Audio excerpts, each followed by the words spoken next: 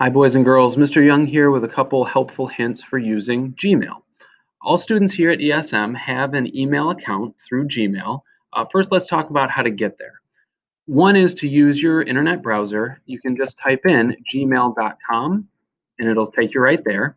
Another choice is the waffle that many of you are familiar with, listing all of your Google apps. Also lists Gmail right here. Either way, you navigate to Gmail and it takes you here to your inbox where all of your messages are. Now I set up a small practice folder to show you this. Your inbox might look a little different. First thing I wanted to show you was how to write an email. It's called composing an email. See the giant plus sign over here with the word compose? We'll click on that, and now I have the opportunity to send a new message. Well, I needed to send a message to Mrs. Good. And the nice thing about living in the Google universe is if I start typing Mrs. Good's last name, it automatically fills in. Oh, there she is, Kimberly Good. So I have filled in my messages to Mrs. Good. Next, it says subject. That's like what your email is all about. I needed to email Mrs. Good about lunch today. So I have lunch written there. So Mrs. Good, when she sees my message, has an idea of what the message will be about. Next, I need to come down here and actually type my message. Let's think of this as like writing a small letter. So I'm going to say, hi, Kim, little introduction. Would you like to get pizza or sandwiches for lunch today? There's my message, and then I need a closing. I'll say, thanks, Brian. All right, so I have my message, I have my subject, it's to Mrs. Good. All right, that message looks good to go. When I'm ready to send my message, I can come down here and hit send. That message is sent, and hopefully Mrs. Good will get back to me soon.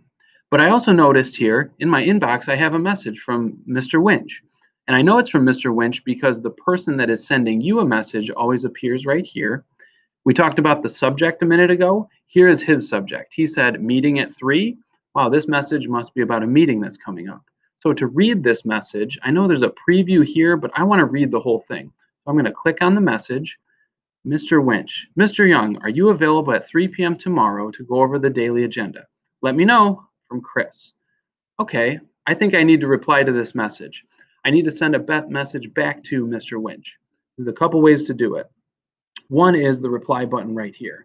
There's also a shortcut over here. Same thing, has the arrow pointed back to the left. Both of these will allow me to reply to Mr. Winch.